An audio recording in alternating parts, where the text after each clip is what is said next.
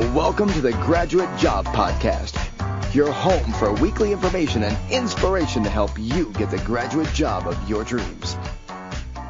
Hello and welcome to the Graduate Job Podcast with your host, James Curran. The Graduate Job Podcast is your home for all things related to helping you on your journey to find that amazing job.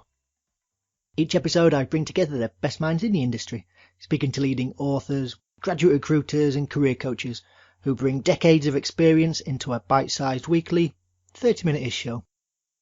Put simply, this is a show I wish I had when I graduated. And a very warm welcome to you for the first episode of 2021, coming to you from a snowy and lockdown Leeds. It might be cold outside, but I have a special guest who is going to warm you up today with his brilliant careers advice as we tackle the perennial issue of how to find a job you love. It is, of course, the one, the only John Lees. In the show today, we explore whether it is still realistic to expect to find a job you love, and how as a graduate you can find the right job and the right role for you out of the thousands of companies out there. We cover why speed is of the essence and why you need to take advantage of your confidence window when you start applying. We delve into how to understand your skills as a new graduate and how to make sure you aren't overlooking your natural talents. And also the thorny issue of money and just how important it should be in your job search for a graduate job. And finally, we discuss why you should listen to your gut and not your parents as you look for a graduate scheme. As always, you can find a full transcript and all the links to everything we discuss in the show notes, which today are at graduatejobpodcast.com/love2. That's love and the number 2. Before we start today, let me tell you about my one-on-one coaching that I offer. This coaching is completely bespoke and tailored for exactly where you are in the graduate application process. From getting ready for video interviews, getting your CV ready, or getting you prepared and confident for the assessment centre. Now, I could tell you about how great the coaching is, but instead I thought I would share some feedback from someone I've been helping recently. Working with James was one of the best decisions I made this year. Through the coaching sessions, he helped me build my confidence and secure a place on a very competitive graduate scheme. He was encouraging, helpful, and went above and beyond to help me. I was more than prepared for my application, interview, and assessment centre, and honestly, if not for him, I'm not sure I would have achieved my place. It was definitely worth it. Going forward, I would definitely recommend using this service if you want to gain insight onto how to get a graduate scheme. You will not regret it. So if you want some coaching help, go to graduatejobpodcast.com/coaching to find out more. Okay, let's crack on with the show. I'm pleased to welcome back to the show the careers legend and author of more best-selling books than I've had hot dinners, who is back by popular demand for a record-breaking 6th time on the show. A very warm welcome to John Lees. Well, thanks, James. It's great to be with you. And it's been nearly a year since you were on the show, John. So what have you been up to over the last year? Well, trying to piece together how to put out useful information for people who are looking for new jobs, or even, and especially those who are interested in making a career change in a very, very strange economy. So the current edition of How to Get a Job You Love actually was submitted in February, and then I had to rewrite it in April because the market has changed so much in the first quarter of this year. Yep. We thought we've got to put something out completely different. And so that was my biggest challenge of the year. Yeah, and today we're going to explore that latest edition of John's best-selling book, How to Get a Job You Love, which you can find links to in the show notes over at graduatejobpodcast.com/love2, the number 2, that is. So, John, it was a cracker and you've made it even better. So we've got more exercises, it's got more links. And today we're gonna delve into that one, but we'll just barely scratch the surface of it because it's got so much great advice in it. But we'll make a start all the less. So the book is titled How to Get a Job You Love, and in today's COVID-ravaged job market, with fewer graduate jobs about, do you still think it's realistic for people to expect to find a graduate job that they're going to love? Should it not be maybe how to find a job that you won't hate too much? Well, that might have been the alternative title. I still like the book title because it's short words and it's a great challenge for people. And, sometimes I've actually stood next to somebody picking it up off the shelf in a bookshop or at an exhibition or something. And they can see this conversation that goes on that says, do I really believe in this? They can see this conversation that goes on that says, do I really believe in this? Is this a crazy idea? Is this outrageously idealistic? And the original subtitle of the book, which has got lost along the way somewhere, was a practical guide to managing your career. And I'm really interested in working between those two poles, because if you get people really excited about work and interested in a work which is a great match for them, and then give them practical tools to start to look for things in that direction, then things start to work. So it's not the perfect job. It's not, and the advice is equally important right now, because yes, these are strange times, and we've been through times of high unemployment before, and it does matter what we do for a living because it takes up so much of our life and our working and our day. And it matters what we put on our CV as well. That's the other thing that people forget about, is how you start to collect evidence which looks good in 10 years. It does take up such a huge part of your life, and it's when you realise that you're going to spend more time with your co-workers than you're going to spend with your friends, than you're going to spend with your other half. It is important to find something that you enjoy doing, because otherwise life is not going to be particularly happy if you're unhappy at work all day long. True. So let's today put ourselves in the position of a maybe final year student or very recent graduate. And I had a quick Google. There are nearly 4,000 companies in the UK that employ more than 500 people. So there's lots of companies out there, and that's just ones that employ more than 500 people. How can a graduate find out which role and which company is going to be right for them? Yeah, so that's a sort of matching stage, isn't it? Which is an important stage, which is slightly different from how do I get in front of these people stage. So the matching stage, the best way, pre-COVID, post-COVID, whatever, is always around checking in with people, trying to have conversations with people that know something about those organizations. And of course, the great gift to undergraduates and graduates is that there is an alumni organization now attached to nearly every institution of higher education.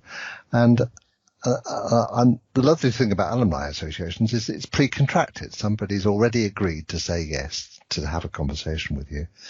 So reaching out to people who work in sectors that look interesting, in organizations that seem to be at the right kind of area, that's where you start. So when we say the role and company which is going to be right for you, well, don't think of it as 100% right. Think of it as more like 70% right.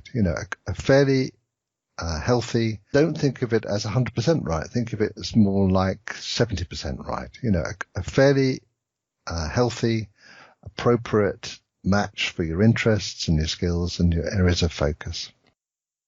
Definitely. And the alumni, especially the alumni tool, which you can use on LinkedIn, is such a crucial tool to use just to reach out to people and have those conversations, as you mentioned. I'm working with one client at the moment who is looking for a training contract.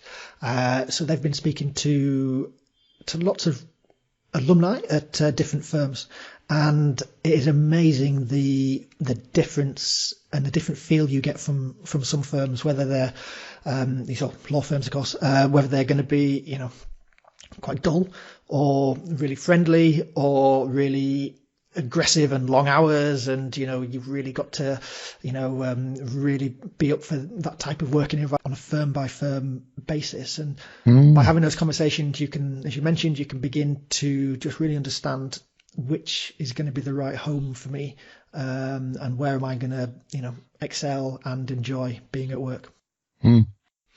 I like the example in the book. You talk about the jigsaw job exercise. Could you talk us through this one and what it is and how listeners can work through it?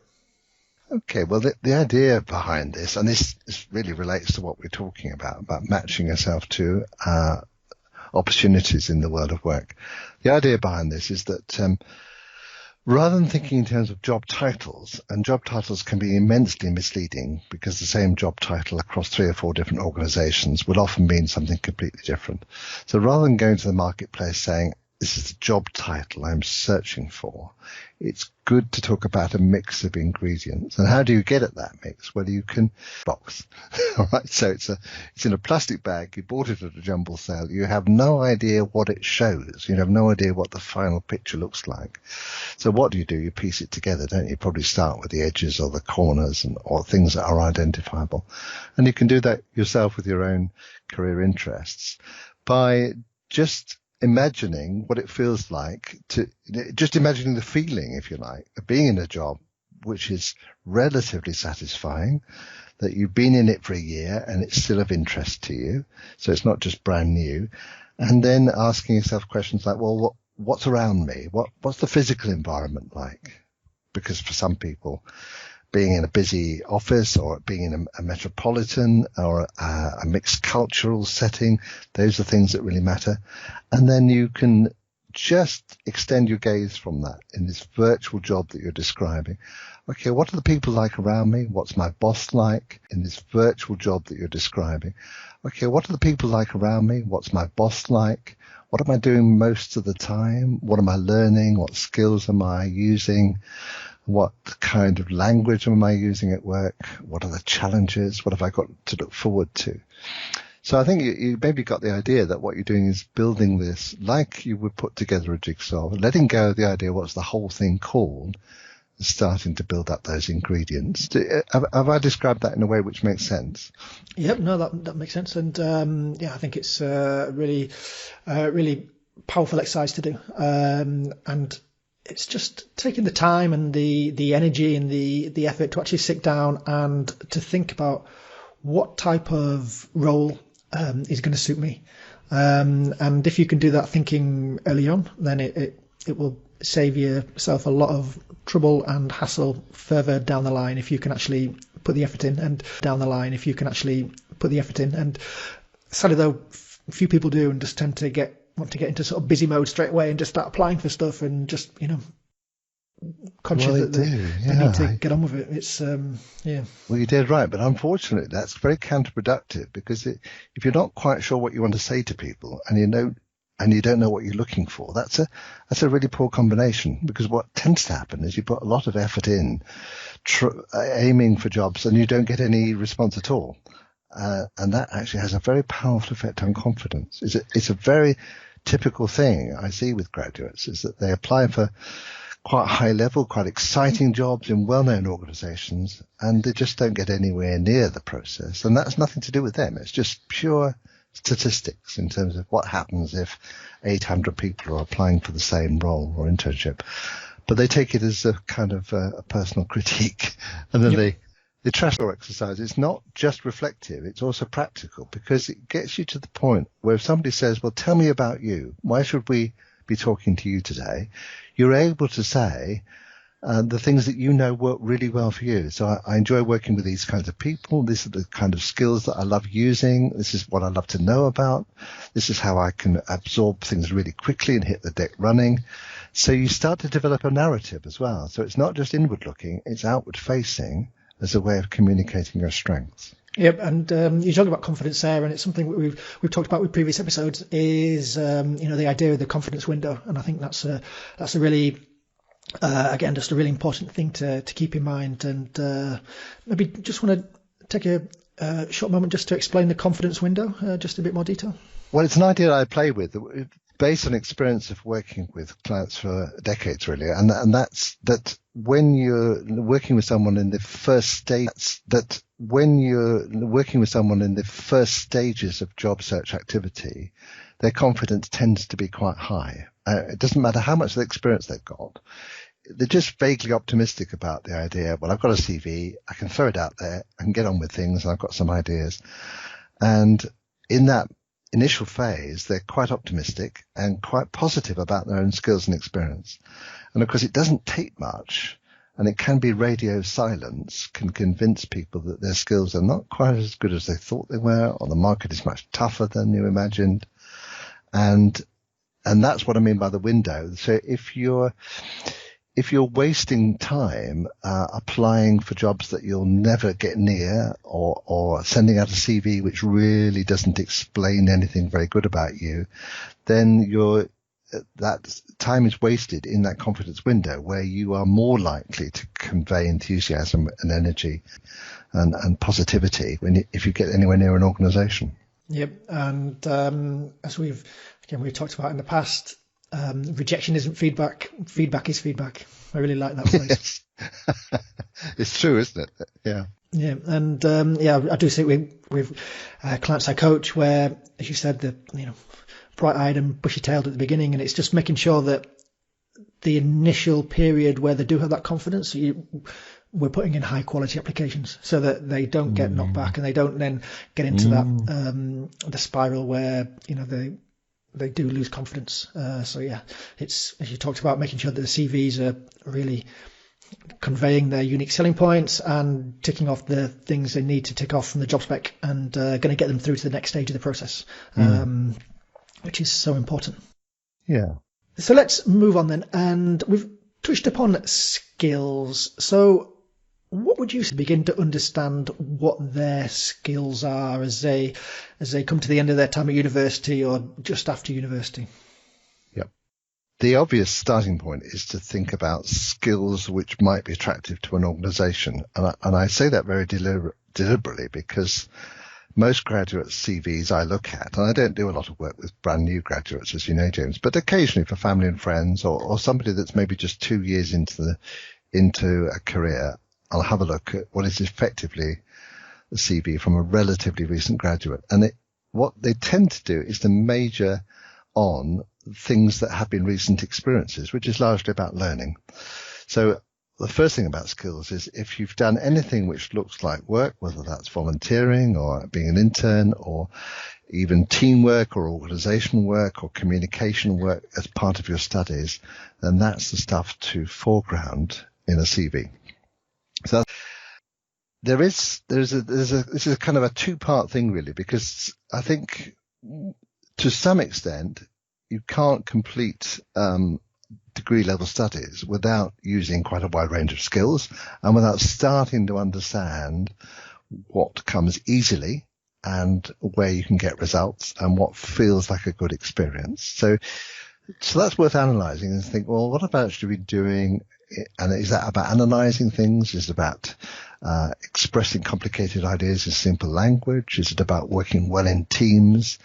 And then find an energized way of getting that down on paper. So not just listing those skills, but demonstrating why those skills are important to you and what you've achieved with them. So there's a narrative that comes alongside them.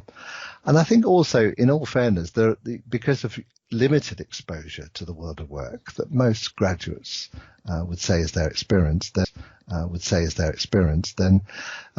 there has to be some sense of potential as well. So I think I'm good at this, but I learn fast, and I'd love to have exposure to this environment or this technology or these kind of working environments.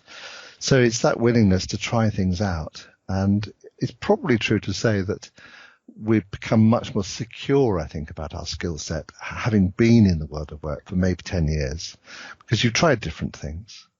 And that was the wonderful advantage of the old-fashioned graduate training programs, was that people were cycled around organizations, and that through that they kind of discovered where they would sit comfortably and what their skills really were.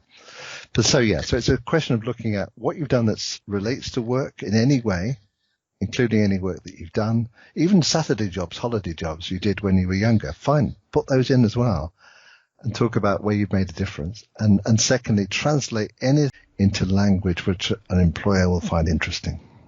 Definitely. And it's that point about demonstrating the skills, not just having a laundry list of, listing off all the amazing skills that you think you've got. It's about being able to demonstrate where you've developed them, whether it's in university societies, whether it's in work experience, as you mentioned, but, just being clear about where you can show your communication skills. Was it when you've been the time you were showing prospective students around the campus or your department? Was it the leadership skills you've developed through your team sport at university? It's been really clear about where you can demonstrate them, not just listing them out and just leaving them hanging there. And a key thing as well is just ask your friends, what your skills or what they think your skills are, because often if it's something that's just really natural and it's just part of who you are, I find with the clients I coach that they can really easily overlook them. So I mean, this morning I was speaking to one client who is native level speaker in French and also fluent in Spanish, but since the French is sort of native and it's just the skills that they've got, I think it's really easy to downplay it. It's just, for you, it just comes so naturally. You've maybe grown up speaking 2 languages and it's just a part of who you are.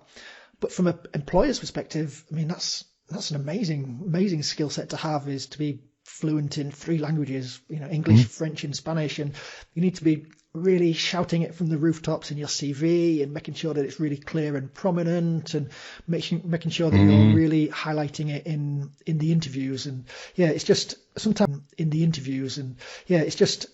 that awareness can come better from other people looking in than it can from yourself maybe looking out.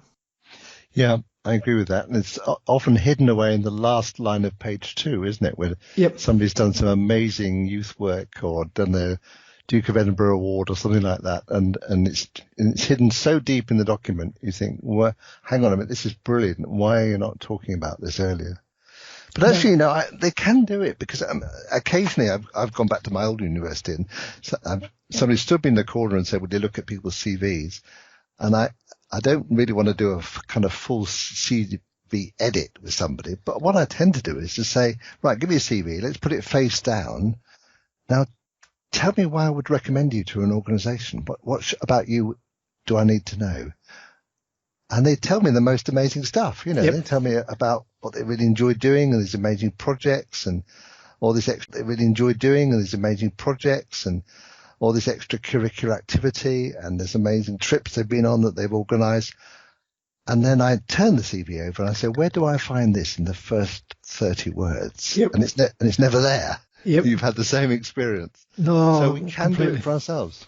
Yeah, no, I think it's such a valuable exercise, and I did. I think that's one that I think I took from your career masterclass when I did it many years ago. The coaching masterclass, John. You talked about it there, and it's such a brilliant exercise. And you're completely right. People, the things that they'll tell you about as their unique selling points often aren't reflected in the CV. So listeners, definitely take that away and have a think. Look at your own CV and think, what are the 3 things I want to be pulling out from here that are really going to impress the recruiter, and see if, as John mentioned, are they in the first? I'd probably bet that they're not. So it's definitely something to be thinking about. So let's move on, John, then. And one aspect that graduates definitely think about, especially as they're coming out now with ever greater amounts of student debt, is they want to start repaying that as quickly as possible. And money makes the world go round, and it also does drive graduate job decisions. And the starting salaries for firms can really, really range from probably not much lower than sort of bottom 20s. If you're going into investment banking or law with some really aggressive American firms, you can be looking at sort of 50 plus. All graduates seem to know about the one low-cost German supermarket that tries to lure grads in with a Audi A4 and 44k starting salary, which does turn a lot of head and I'm sure drive a lot of applications. But it's which does turn a lot of head and I'm sure drive a lot of applications. But it's a really tough scheme with very, very, very long working hours. But when you're thinking about getting a graduate job you love, where should money come into the equation? Yeah, that's an important question, isn't it? Because I think what happens is we tend to polarize the world into jobs that pay well and jobs that are interesting or fun. And I really always encourage people to look for a good compromise. And, at every stage of life, career coaches meet people who say, listen, I really need to get back into work quickly. But it also matters to me what I do. And that's a statement, not of desperation, but it's a statement of a reasonable compromise. So don't take anything, but take something that adds to your skill set. It also changes the way you present yourself, because rather than saying, I'm very flexible, I could do anything, you're starting to say, I'm really looking for an opportunity which provides me with this learning experience. And yes, it may not be very well paid, and a lot of starter jobs are not at the moment, but at least if you're getting other good elements in the deal, and you've got some control over it. Now, by control, I simply mean choice, that you can say to someone, I took it for a good reason. I knew I'd be paid at a relatively low level for the first couple of years, or I knew it would give me exposure to that sector or that organization. So yeah, don't trash everything just in order to meet financial demands and goals, which are also very important. Yep. And I know from my experience with studying graduate schemes and friends on different graduate schemes, or maybe not on graduate schemes, there's probably quite a big divergence of salaries when we all schemes. There's probably quite a big divergence of salaries when we all started working, but 5-10 years down the line, it really just all converges, and people sort of tend to probably be on sort of similar amounts. So what you start on is not going to be where you finish on, further down in your career. And I like in the book you break down the word career, which comes apparently from the Latin carus, a wheeled vehicle, a bit like a chariot or a carriage. Yeah. And if you think about your career in that term, as a wheeled vehicle, then it's a vehicle that's going to take you to different places at different times. And sometimes those roads will be straight, and sometimes they might be a bit more windy. But as you said, if you're getting that experience and it's something that you're interested in, whether it's a low starting salary or not, if you're doing something you enjoy, that you're good at, then rewards will quickly follow what you're doing. But what you're learning is also important. So the trap I do see is some people get stuck in their 20s, having left university, is that they tend to carry on doing the same kind of work that they were doing in vacations, and typically things like bar work and so on. And I know the hospitality industry has been hammered, so there's less of that work around as well. But there is a slight danger that if you continue in that mode, then that's what your CV represents, as somebody who's stuck in doing kind of holiday jobs. So it is sometimes worth the extra effort to say, well, how can I now get some experience which starts to shape up a more structured career where I'm more likely to move into slightly senior, or at least better paid positions, work my way up this kind of ladder. Mm-hmm.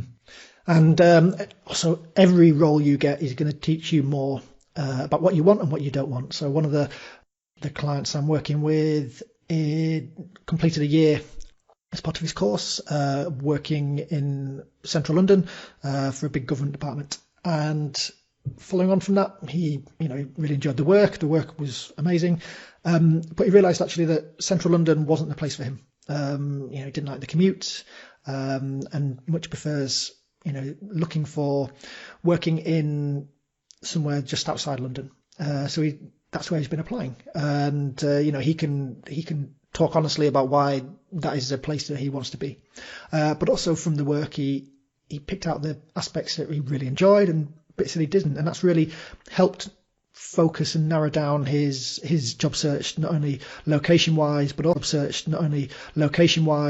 the specifics of the type of work he's looking for with the big graduate schemes, making it more client focused, and the bits that he really enjoyed from that client aspect. So everything you do, no matter what the work is, have a really careful think about, what do I like about this? What do I not like about it?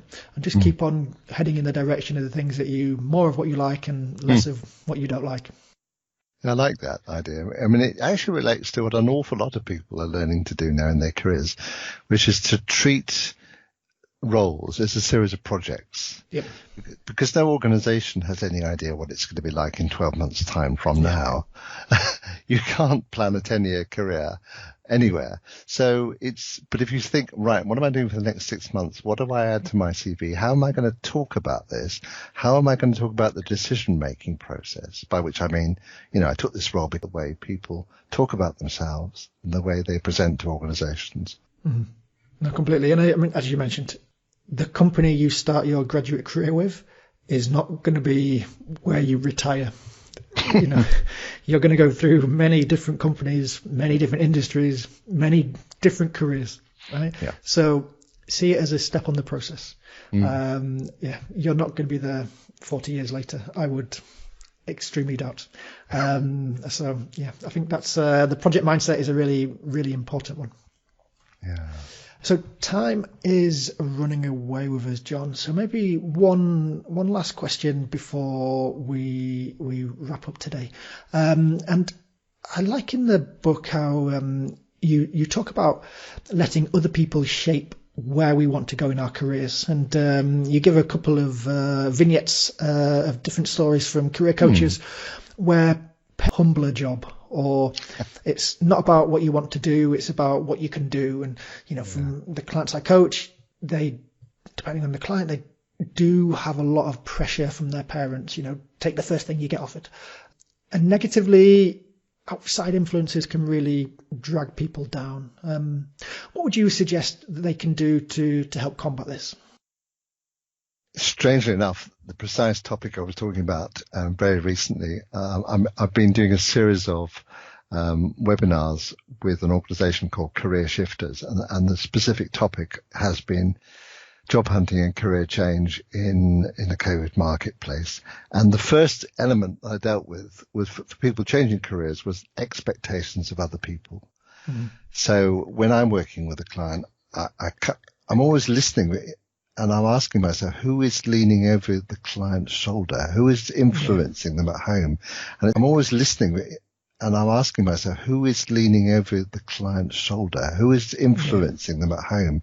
And it's such a powerful influence. So I talked about my client, Jill, who has friends and family who print off job ads from the internet, and put them in front of her and say, this would be perfect for you. But actually the problem is, this is the kind of job that Jill was doing 10 years ago, and it would bore her stupid.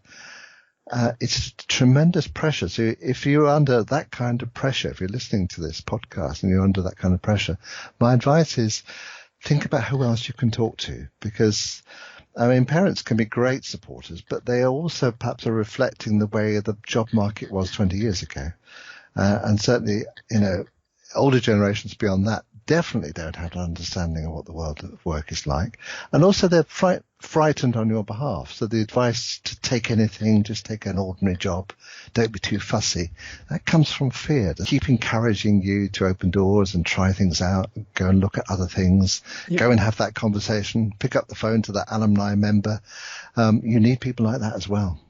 Yep, 100%. And I did have this with one client. So what I did was I came up with a podcast episode 95, a parent's guide to helping their child get a graduate job. So if your parents are giving you pressure, then send this episode to them, because I tell them in no uncertain terms that they need to focus their attention and energy in a positive way, and don't panic, not get on top of you, and realize that your career is not their career.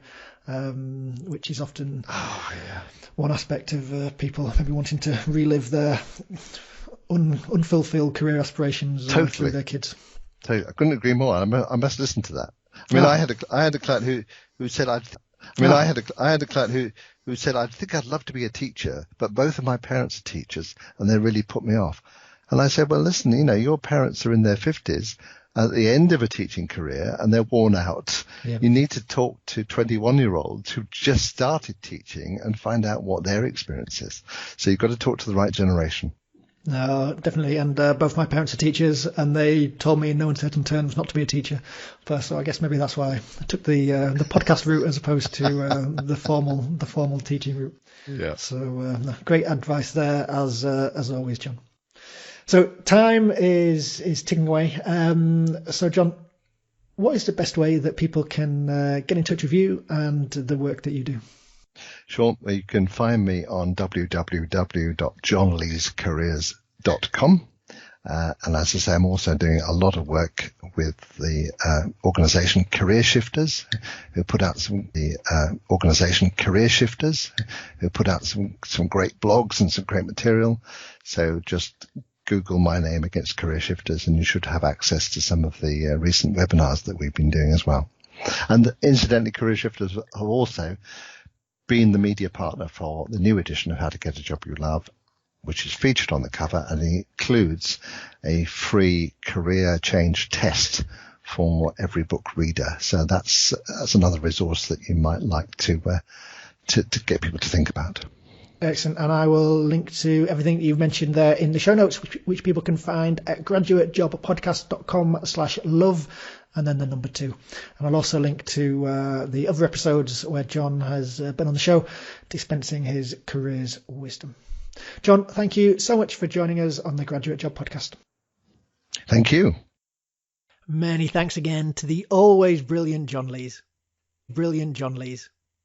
If you are uncertain about which direction you want to go in your career, then How to Find a Job You Love is the book that you need to read. There's a reason that it's been republished umpteen times, and that reason is it's great.